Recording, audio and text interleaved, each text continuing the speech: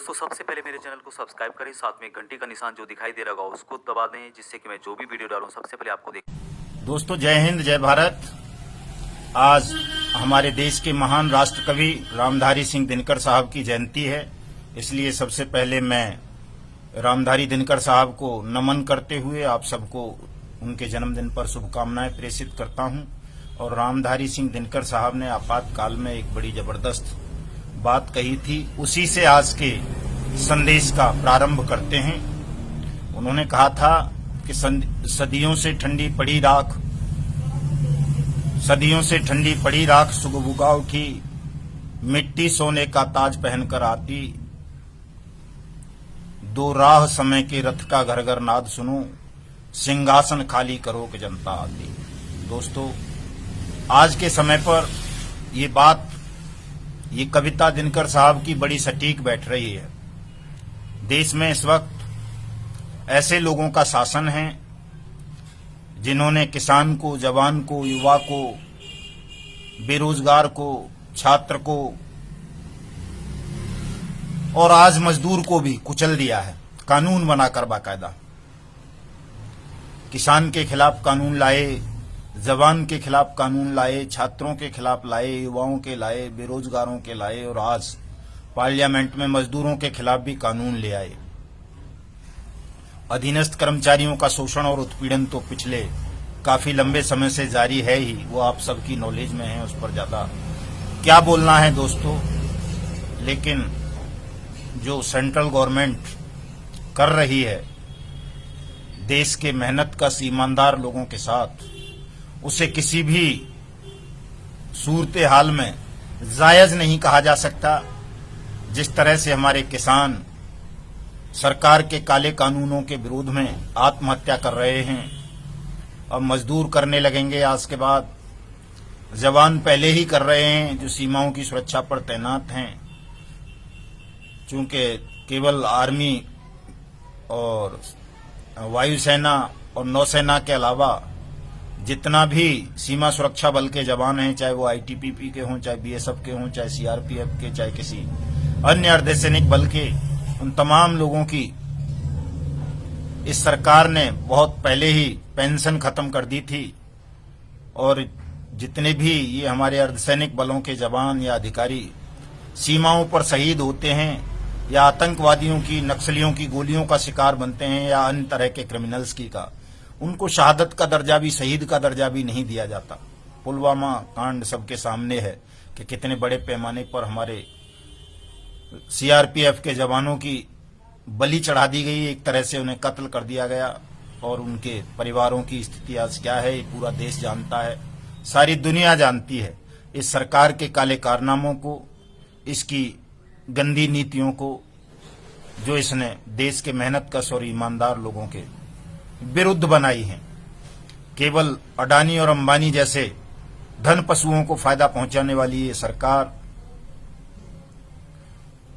अब इस लायक नहीं रही है कि इसको सिंहासन पर और विराजमान रखा जाए। दोस्तों जैसा कि आप सबको पता है, हमारा मुद्दा अनियमित जमा योजना पाबंदी कानून 2019 है और हम चाहते हैं कि उस कानून के रूल्स को नोटिफाइड किया जाए, उस कानून के तहत स्पेशल कोर्ट्स का गठन किया जाए और जिन करोड़ों लोगों की मेहनत की कमाई को ठगों ने भिन्न भिन्न कंपनी बनाकर बारी बारी से ठग लिया है, उन तमाम लोगों की मेहनत की कमाई को मैं ब्याज, मैं जुर्माने, मैं हर्जाने के ये सरकार उस कानून के तहत स्पेशल कोर्ट्स का गठन करवाकर 180 वर्किंग डेज के अंदर अंदर वापस कराए। हमारी ये लड़ाई है दोस्तों। और मैं पहले भी बता चुका हूं, हमेशा बताता रहता हूं कि ठगों ने प्रधानमंत्री का नाम लेकर इस सरकार के अन्य मिनिस्टर्स के सहयोग से, बेईमान अधिकारियों के सहयोग से हमारे देश के लगभग 2 लाख सैनिकों को, करोड़ों किसानों को, मजदूरों को और अन्य लोगों को योजनाबद्ध रूप से ठग लिया है, जिसमें हजारों लोग आत्महत्या कर चुके हैं। हजारों ठग कंपनीज हैं, उन कंपनीज के नाम भी क्या बताने हैं, आप सबको पता है कि कौन कौन सी कंपनियों ने किस किस के साथ ठगी की है। ठगमुक्त बेईमान रहित भारत निर्माण अभियान के तहत हमने 30 सितंबर 2020 को सुबह 10 बजे से पूरे देश भर में एक राष्ट्रव्यापी सत्याग्रह आंदोलन करने का निश्चय लिया है। चूंकि दिल्ली में कोविड-19 के प्रोटोकॉल की आड़ में और धारा 144 की आड़ में संसद भवन के घेराव को सरकार ने बलपूर्वक रोकने के लिए एक नोटिफिकेशन जारी कर दिया है कि वो 30 सितंबर 2020 को हमें संसद का घेराव नहीं करने देंगे। तो दोस्तों, इन बदली हुई परिस्थितियों में इस वीडियो संदेश के माध्यम से मैं आपको बताना चाहता हूं कि अब हम केवल संसद ही नहीं घेरेंगे, बल्कि पूरे देश की विधानसभाओं को भी घेरेंगे, जिला मुख्यालयों को भी घेरेंगे, कलेक्ट्रेट को भी घेरेंगे, तहसीलों को भी घेरेंगे। तो इसलिए जो साथी दूर दराज क्षेत्रों से हैं वो अपने अपने जिलों में, अपने अपने राज्यों की राजधानियों में 30 सितंबर 2020 को सत्याग्रह करेंगे और संबंधित अधिकारियों को ज्ञापन देंगे अनियमित जमा योजना पाबंदी कानून 2019 के रूल्स को नोटिफाइड करवाने के लिए और अपनी डूबी हुई रकम को वापस पाने के लिए। दोस्तों, जो दिल्ली एनसीआर के लोग हैं वो तमाम बाधाओं को, तमाम कानूनों को तोड़ते हुए 30 सितंबर 2020 को संसद भवन आएंगे और हम संसद भवन का घेराव करेंगे। परिणाम जो भी होगा देखा जाएगा। वैसे तो परिणाम 101% आपके पक्ष में ही आएगा, क्योंकि जो आप मेल भेज रहे हैं, सोशल मीडिया पर जो आपकी एक्टिविटीज बढ़ी हैं, उसका प्रभाव सरकार पर, समाज पर, अन्य एजेंसीज पर पड़ रहा है और तमाम एजेंसीज सक्रिय हो चुकी हैं। बहुत सारे देशभक्त साथी हमारे इस आंदोलन से जुड़ने के लिए अपनी सहमति दे रहे हैं। अब आप अकेले नहीं हैं। पहले जिस तरह से आपको लगता था कि हम केवल bike boat hello taxi scam वाले ही इस आंदोलन में सम्मिलित हैं, अब ऐसा नहीं है। अब अन्य बहुत सारे लोग भी आपके साथ जुड़ चुके हैं। पीएसीएल वाले आपके साथ जुड़े हैं, सहारा स्कैम वाले आपके साथ जुड़े हैं, राधा माधव कॉरपोरेशन लिमिटेड के लोग आपके साथ हैं, साइंस सिटी के हैं, फ्यूचर मेकर के हैं, एवरग्रीन के हैं, हीरा गोल्ड के हैं और बहुत सारी कंपनीज हैं जिनके तमाम लोग, तमाम ठगी पीड़ित आपके इस आंदोलन से, आपके इस अभियान से जुड़ चुके हैं और अब एक राष्ट्रव्यापी हल्ला बोल आंदोलन आपने 30 सितंबर 2020 को आरंभ करना है। दोस्तों, आपके इस आंदोलन की धमक से न केवल सरकार के कान खड़े हुए हैं, सरकारी एजेंसीज में चेतना पैदा हुई है आपके समस्या और आपकी पीड़ा के लिए, अपितु जो ठग हैं और उनके जो दलाल हैं वो भी जोर शोर से आपके इस आंदोलन को भंग करने के लिए सक्रिय हो उठे हैं, वो भी अपने षड्यंत्र रच रहे हैं। तो दोस्तों, चूंकि मैं पहले भी कह चुका हूं, अब पुनः कह रहा हूं कि मेरा जो लक्ष्य है वो अन्य महान पुरुषों से अलग हट करके है। मैं केवल, चूंकि रावण को तो हमेशा सब मारते रहे हैं, रावण तो मरते ही हैं, उनकी नियति यही है कि रावण मारे ही जाएगा। जो भी रावण बनेगा या कंस बनेगा या दुर्योधन होगा, उसका तो वंश सहित विनाश होना ही होना है। लेकिन दोस्तों, मेरे रूल्स में थोड़ा सा बदलाव आ गया है, चूंकि प्रकृति बदलाव चाहती है। एक महान परिवर्तन के दौर से ये संसार गुजरने वाला है, जिसके परिणाम, लक्षण अभी से दिखने लगे हैं। पूर्ण परिणाम कुछ समय बाद आ जाएंगे। जनवरी 2021 जैसे ही आरंभ होगा, उसके परिणाम सारी दुनिया को दिखने लगेंगे कि किस महान परिवर्तन के दौर से ये सारी दुनिया गुजरने वाली है। तो इस परिवर्तन का पहला जो लक्षण होगा वो यही होगा कि रावण से पहले अब विभीषणों का वध किया जाएगा।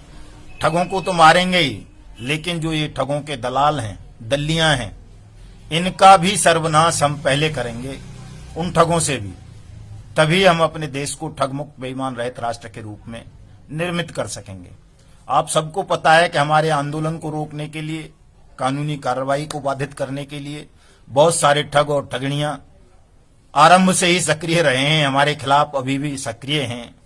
एक ठगणी की कल मैं पोस्ट पढ़ रहा था और वो परसों वाला अपना एक ऑडियो रिकॉर्डिंग जो एक आदमी तथाकथित एक्स सर्विसमैन बनकर के मुझे और मेरे कुछ साथियों को धमका रहा था फोन कॉल करके मुझे। तो जब उसी की भाषा में उसको मैंने जवाब दिया तो क्रोध में, आवेग में, आवेश में कुछ चीजें ऐसी निकल जाती हैं मुंह से। उनको आधार बना करके वो ठगणी एक पोस्ट भेज रही थी कल हमारे विरोधी ग्रुप्स में, सारे में वो वायरल हो रही थी कि जी मदन लाल आजाद ठग है, वो फौजियों के प्रति यूं कहता है, यूं कहता है। तो दोस्तों, उस ठगनी के बहुत सारे ऑडियो वीडियो आपने पांचाल, संजय भाटी और उस सुअर के बच्चे पिघरी चौहान के साथ पहले भी सुने हैं, देखे हैं। इसलिए वो भरोसे के योग्य नहीं है। जो उस आदमी की नहीं हो सकी जिसने उसको जीवन दान दिया, जिसने उसको सम्मान दिया, तो वो किसकी होगी? आप सबने देखा है उसके ऑडियो वीडियोज में कि किस तरह से वो भाटी से और पांचाल से और उस पिगरी चौहान के साथ मिलकर के मेरे कत्ल के प्रयास साजिश को फलीभूत करना चाहती थी, किस तरह से वो और लोगों को डिवाइड करके हमारे इस आंदोलन को खत्म करना चाहती थी। तो उसकी बातों पर भरोसा करने का किसी को भी आवश्यकता नहीं है, करना भी नहीं चाहिए। वैसे ये बात मुझे बोलनी भी नहीं चाहिए थी, लेकिन आज विवश हो गया हूं, बोलना पड़ रहा है कि अगर कोई शत्रु पक्ष के लोग किसी स्त्री को ही हथियार बना लें सत्याग्रह और न्याय के मार्ग में, तो फिर हमें उस स्त्री पर भी प्रहार तो करना ही पड़ेगा, उसकी हकीकत भी लोगों को बतानी ही पड़ेगी। इसलिए विवश होकर के, और ये धर्म भी है, अपना धर्म मान करके रास्ते में अगर हमारा कोई अपना परिजन भी आएगा, न्याय के मार्ग में हमारी बाधा बनेगा, निर्दोष लोगों के धन को हड़पने का प्रयास करेगा या उनके साथ कोई अन्याय अनाचार करने का प्रयास करेगा, तो जाहिर सी बात है एक सत्याग्रही को अपने परिजन के साथ भी वही करना पड़ेगा जो वो ठगों के साथ करना चाहता है, दुष्टों के साथ करना चाहता है। तो वो जो भी है उसके साथ भी हम वही करेंगे जो हम संजय भाटी, मितेश अग्रवाल या राधेश्याम या राशिद नसीम के साथ करना चाहते हैं या करणपाल के साथ करना चाहते हैं। जिस तरह से हम उनका जीवन जेलों में सड़ाएंगे, उसी तरह से तमाम ठगनी और दल्ले और दल्लियों का भी जीवन जेलों में सड़ाएंगे। इनसे भी हम अपनी पावन पवित्र भारत भूमि को मुक्त करेंगे, ये तय है।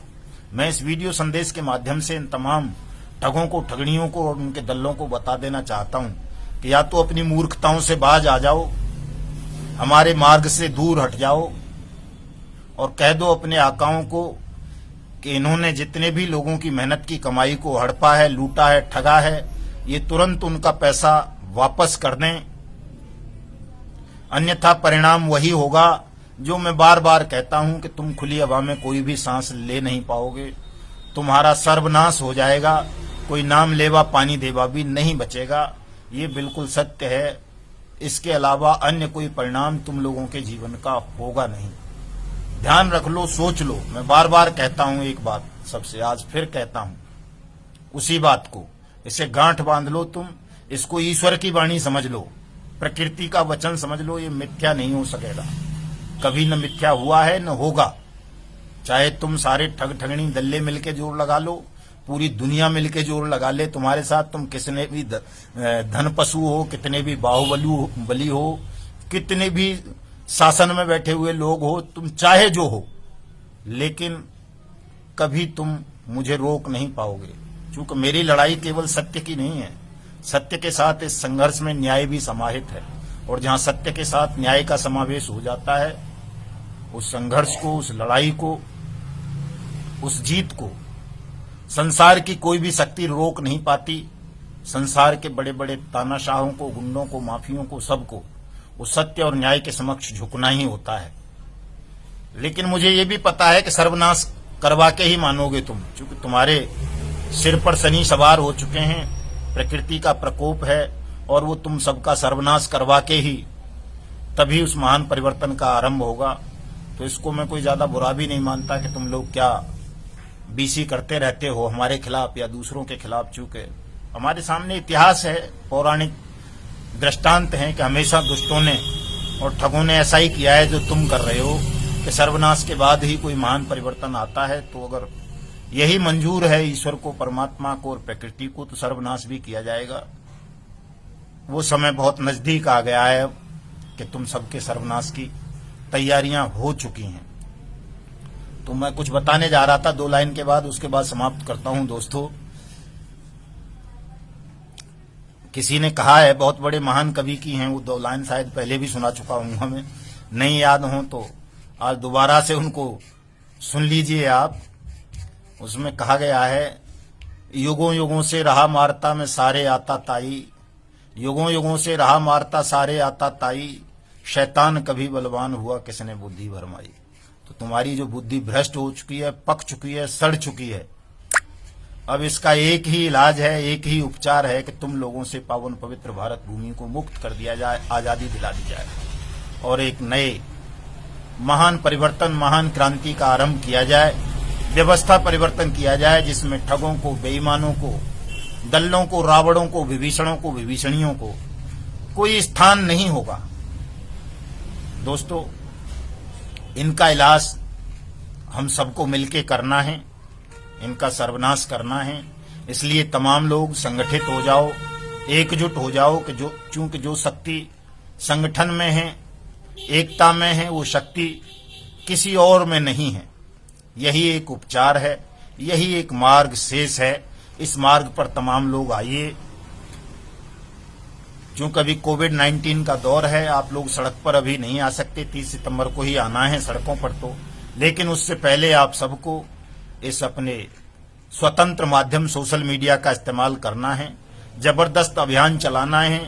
फेसबुक, यूट्यूब और ट्विटर, व्हाट्सएप के माध्यम से हमारी पोस्ट्स को, हमारे पोस्टर्स को आप सबको शेयर करना है, अपने व्हाट्सएप स्टेटस पर लगाना है, अपनी डीपी पर लगाना है। 30 सितंबर से संबंधित जो चीजें हैं फेसबुक पर शेयर करना है, ट्विटर पर ट्वीट करना है, और सब लोगों को हमारी फेसबुक आईडी को फॉलो करना है, ट्विटर हैंडल को फॉलो करना है, और इस यूट्यूब चैनल को, हमारे युगांतर न्यूज को, या और जो 2-3 चैनल हमारी इन घोषणाओं को, हमारे प्रवचनों को आप तक पहुंचाते हैं, उन तमाम को सब्सक्राइब करना है, ताकि 30 सितंबर से पहले आप लाखों लोग संसार की नजरों में, सरकार की नजरों में, समाज की नजरों में एकजुट दिखें, और आपकी इस एकजुटता, आपके इस संगठन और आपके इस हल्ला बोला आंदोलन के सामने ये शैतानी शक्तियां समर्पण कर दें। और समर्पण नहीं करेंगी तो फिर सर्वनाश का विकल्प है ही, वो भी करेंगे। जय हिंद, जय भारत।